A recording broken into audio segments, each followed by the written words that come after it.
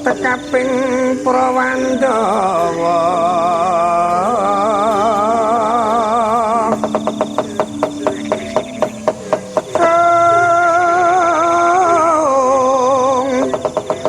sumaping pabarisan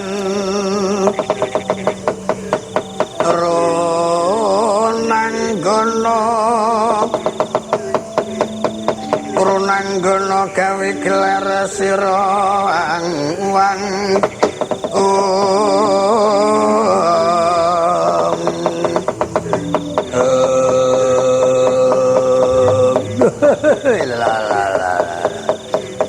amuan pamanari ingkang putra cindhe kembang nungsung pawartoman paman nungsung werta paman sing nungsung werti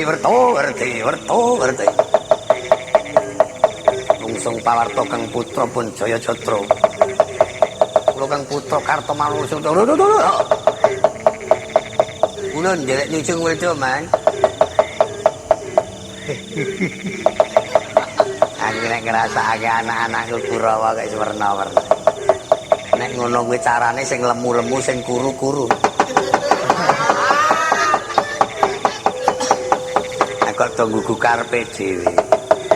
Bulis rawa lemune ora jamak-jamak. Tirtanata susut awake. Saya Kartomarma Citrasa Citraksi. Ketok iki le mangan ki ora kurang kok nyerkengken. Joko Piting.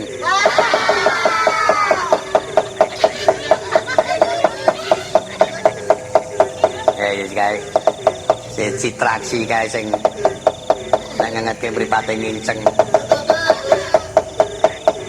nyakon ronjol-ronjol melu sapa kemaya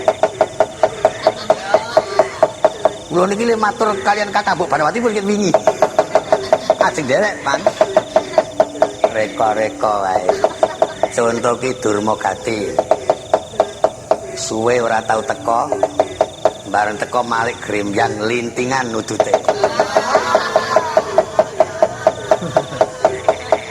Wah, lah man.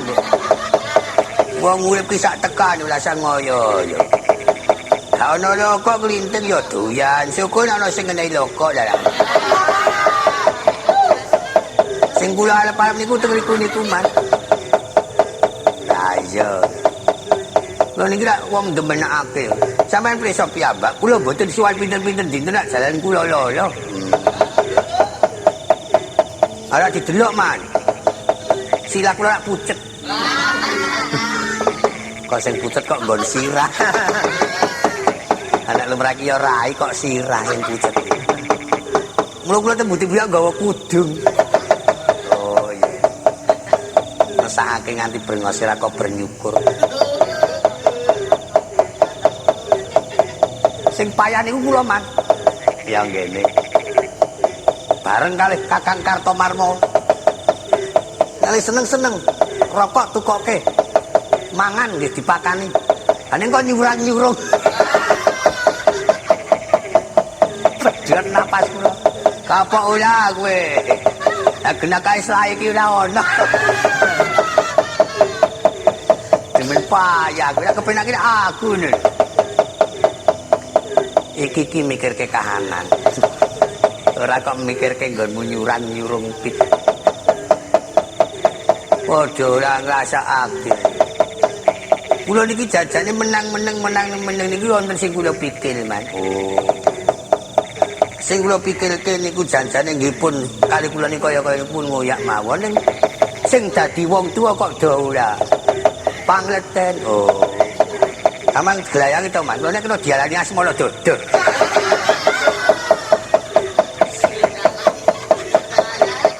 Asmara apa? Asmara dodo. Oh. Kuwi iki nyanyian. Bule Srawa kula, Man. Tirtanata kula, Man. Kartomarmo kula, Man. Durjaya Citraksa Citraksi. Lho. Durma Gati. Dodo, Man. Dodo, Man. Kula, Man. Wis werna-werna wae to. Ora nang apa-apa kok dodo. Sing kula ngen-ngen niku nggen asmala niku wau kok. Ditimbali. Iki mau wis tinggil binaturata ana kedadian sing nimbulake tintrim para kawula. Sadurunge ana kedadian anak Prabu Jaka Pitana nampa niwala saka adimu Janaka. Isine niwala bakal nyuwun negara Ngastina. Kabeh para sesepuh nayogyani yen to negara iku dipasrahke karana isine kono mung bakal disuwun ngampil. Amrih para garwa-garwa Madukara padha percaya yen Pandhawa iku pancen batin-batine duweni wewenang bumi Ngastina. Bola-bali Kakang Durna sing menteng kalih. Ya kalih pripun dipendhen. Menteng kalih iki tegese iki merengkel kok njur ngono ki ya ora. Kula kinten nek metenten napa pripun? Kakang Durna nayogyani yen Janaka sowan kudu dipateni awit upama ana kedadian matine Janaka nyuda kekuatane wong Amarta. Lan upama ana tantrimane wong Amarta Kakang Durna tanggung jawab. Luwih-luwih wektu iki Kakang Durna wis dipasrahi bisa menang mateni Pandhawa bakal nampa bumi Ngastina sak pratelon. Wah, lah bunga iki Durna iki. Tanpa bayar. Ora. Wah, lah niku man. Niku nek upamane kula nempel tegese niku melu nimbrung dadi siji ngoten. Kinten-kinten dibayari mboten manggon. Apane? Iki bab bumi kok. Werna-werna. Ah sing bejo ki Citraksi kuwi cenanang-cenanang teko-teko melu mangan minggat. Nek teko iso kok melu nimbrung ning.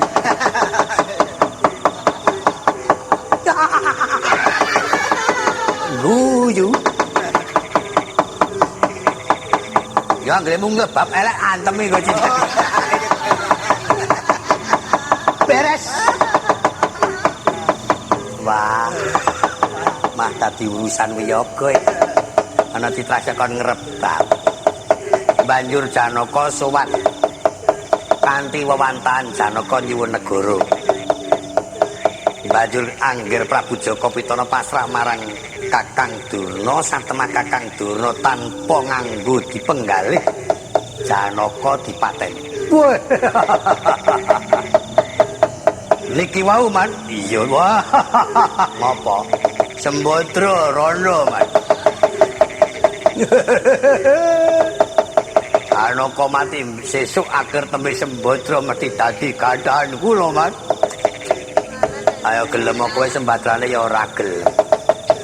Wong kok plempuk kok ngono kok. Reka-reka wae kowe iki. Ger-ger. Bulis rawa. Lho saking adreng kula senajan ora bisa dhaup karo prawane kula kalih randane ya wis trima. Oh. Wayai. Penemune bulis lho wae lek. Aku dadi tukang ngenteni kaya ngono.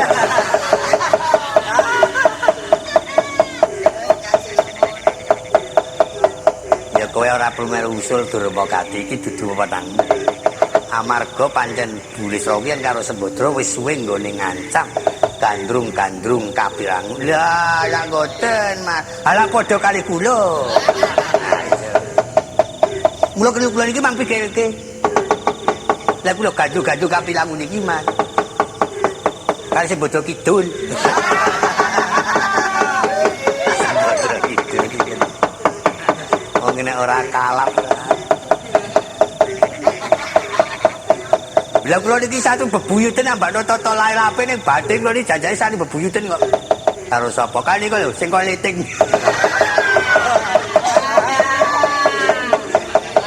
Nunggal kalep-kalep kula niki. Terima-terimano. Banjur ana kedadian Angger Prabu Baladewa nguncati sangka ing paprangan, sangka ing pepanggihan. Dina iki wis lenggah ana ing paprangan mbok menawa Sumadya. Sak mangsa-mangsa ditututi dening Kurawa. Saiki dipasrahke kowe kabeh supaya ngepung wakul bae mangap ing paprangan Ngastina yen perlu temonana sapa sing wani nemoni Angger Prabu Baladewa. Syukur diatur anget kersa dene orane budi sembadani bangga dirampungi.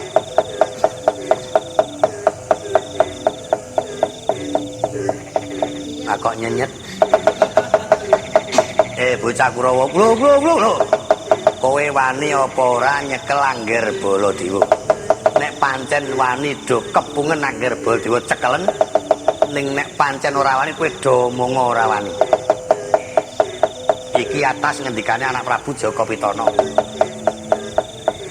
Nyenyet meneh. Kok beda karo gilono, klebut. Lah kok kaya ngono ah kelakuane kula wong iki. Anggere weruh kolan duwel-wel bunga olah jamak-jamak. Nek kok nyekel Baladewa do lengkak-lengkok kaya alah plandhek punaka do dadi plejure to. Samane kula dawuh ya kleru kok man. Lek kleru piye iki? Pokok niku wani gak wani dikon wani ngono lho. Supaya kula wani ku toto-toto njuk ndang tumandang, pokoke kula tumandang ya kleru luwe ora luwe ngoten. Iki waton tumandang ngoten. Ya seben sing tumata bisa tumandang temenan ya syukur sing lubu-lubu gedang ya semen. Elek menawa gimana. Ming do rubuh-rubuh gedang. Anak semono kae rubuh kabeh rakyat dadi. Ora ana sing dienggo pokok. Senengane iki do lengkak-lengkok lho. Wis pokoknya pancen kowe wani muni wani ngaten man perkewet kula. Koko Prabu Baladewa menika kadang kula ipe saklaminipun kula menika mboten ate klenta-klentu kalian Koko Prabu. Langkung-langkung yen kadawan ngrodha paripeksa lajeng kadang kula Kurawa sinten ingkang wantun kalian Koko Prabu. Mboten nonton, Mas. Ya saking ngono ya, Ger. Paprangan dikepung wae mengko yen nganti Angger Prabu Mandura lorot sangka pangepungmu, ya. Wani ora wani dicekel. Nggih. Dene bab kanan iki mengko tak pasrane Raka Mangger Dipati Karna. Ah, iki ana ngendi lenggahe? Wah, ket wae panjen. Dereng jateng, Mas. Koko Prabu Karno iku cok ngono kuwe. Mas aku dadekke pimpinan teko ki cok awan ngono. Lah sari saya keset. Teko niku ya masuk angin ya barang-barang ya. Salah-salahnya ke masing-masing, Bro. Masing-masing iki piye. Werna-werna, ya ora masing-masing macam-macam kok masing-masing. Saat ini ngoten niku mah diputuske mawon. Lah sang tadi kok mlebu Karno nek paling tekan masane budal. Nah. Saat ini umumnya ngoten niku. Pokoke sampeyan teko sak ayah-ayah kena. Aku sak atekal. Angge pun kadang do kele-kele kulawane niku. Yen ngaten Koko Prabu Karno kula trimangi, Pak. Mangke wongkon Ngastina kula sakate badhe ngepung wakul kaya ngapa sing padha ngati-ati ya. Siko.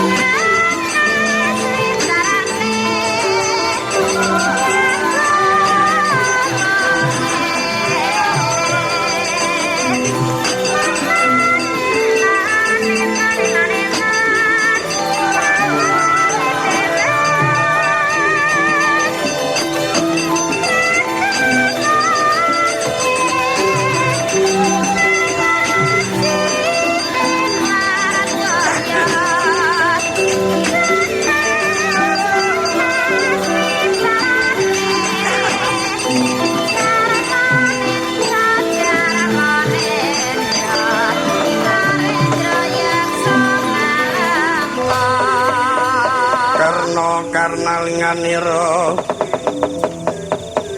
Sidik Purnama mancacacanira mulat ing gagana lepasing pusaka dewa Danu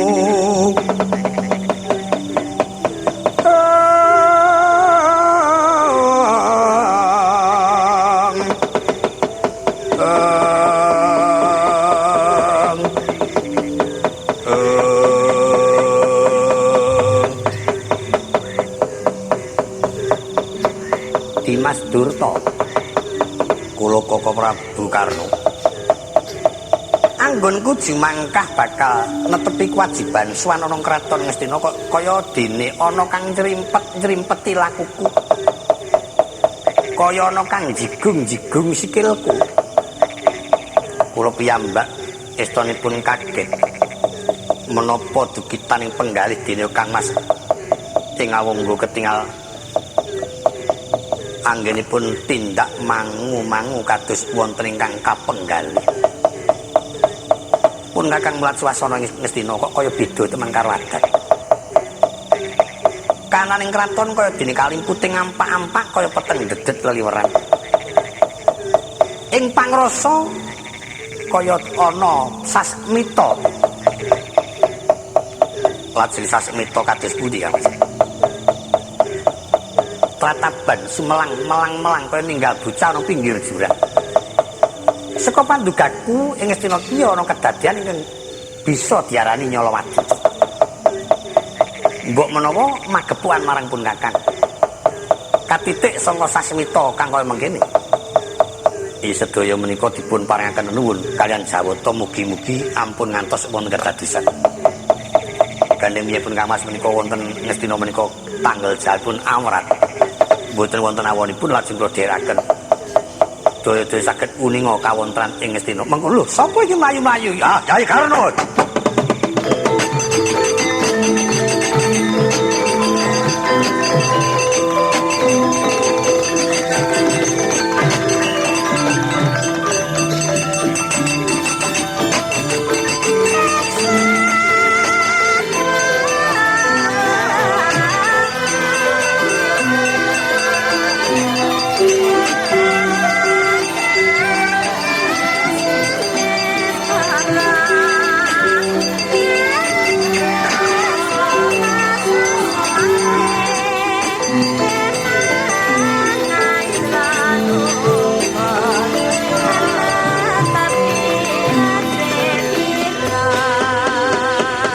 dewa katon trinenggalanira micil tuaneng aida mulat risang kongesa dewa tumanwinge dodo mungsu kapisanan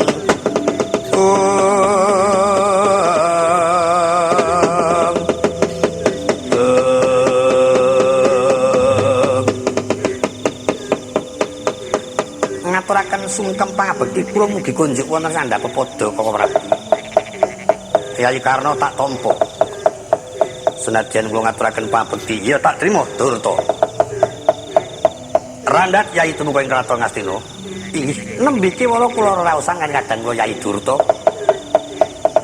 Kados dene wonten ing anjegung-jegung lampah kula kados wonten ing anjrimpet-njrimpet suku kula. Lajeng mboten watawis dangu Koko Prabu ing merpeki dumateng ing rayi. Wonten kedadosan menapa Ngastina Koko Prabu? Wah. Kedadian ingkang nimbulake rasa trenyuh. Inggih. Rikala semau Yai Prabu Joko Pitana Suka ningobab nggone nampa niwala. Janaka kuwi ditinggal lunga para garwa. Para garwa kabeh bisa kumpul yen ta wis ana bukti nyatane Janaka iku duwe negara Ngastina temenan. Mbok menawa sekara rasane si Janaka karo para garwa iku dipaidu. Lah ana kedadian Dimas Janaka ngatonake kang dadi panuwune ya mung tembung nyuwun ngampil nanging sinamudana. Negara iku supaya dipasrahke marang Dimas Janaka. Ora ketan mung para garwa-garwa wis padha kumpul negara digondurke meneh. Nanging penemune Yayi Joko Pitana dianggep Janaka iku bakal njabel negara Ngastina. Pun Kakang Sukani ing akeh Yayi Joko Pitana ora ndar kang dadi jarwanipun Kakang. Sing digugu penemune Pendhita Durna. Malah Durna yen bisa mateni Pandhawa bakal dipasrahi negara Ngastina sak pretelon. Makaten. Sawise mengkono, Janaka teka. Tekane Janaka kanthi walaka yen to nyuwun negara Ngastina kinarya sarana kumpuling para garwa. Tanpa nganggo dipikir Janaka dipateni karo Pendhita Durna. Yen matine Janaka iku peperangan secara adu arep. Pun Kakang lila. Senajan to pun Kakang pribadi yen panjen kula secara peperangan tegel mateni karo adikku Janaka. Nanging dilimpe kaya mengkono iku apa jeneng kuwi traping ratu kang utama? Apa ya ketemu nalar yen to Tinggil Binaturata kanggo mateni karo sak padha-padha? Makaten. Monggo Janaka karo kowe kepenerapane. Yayi Karna bisa mikirake, lelabuhane Janaka karo Dipati Kerna kuwi sepira? Tinebusa bondo donya nganti sundulange tak kira isih kurang. Mergo saka kebeciane Janaka marang Yayi Adipati. Kuwi jaman dawuh karo Yayi Surtikanti nganti jumeneng ratu. Kelingan ora? Iki kengetan kok ora. Banjur Janaka matine mergo dijulung tungkul karo wong sing duwe penemu. Ora bener. Yayi Karna trima apa ora? Yen pancen trima ngetokake nggonmu dadi golonganing Kurawa, terang yen kowe iki dudu Sadra utama. Ora sang aku sedulur lanang karo Baladewa anggapen aku mungsumu. Nanging yen kowe ora trima wus becik jeneng Sadra kang utama.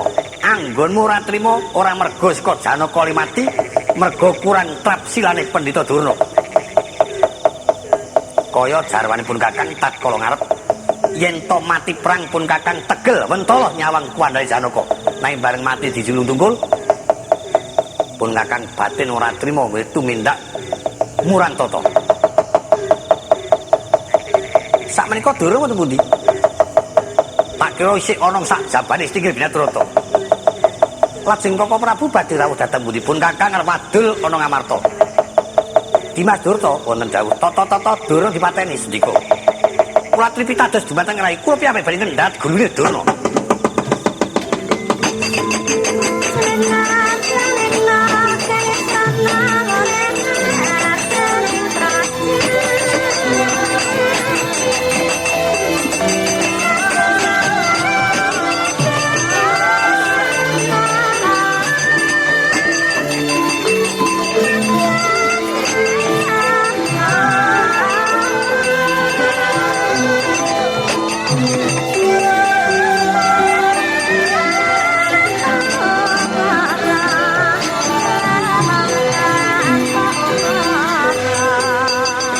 Karna karna linganira sithik purnaming mancat jajanira mulat ing gegana lepasing sang dewa ndanu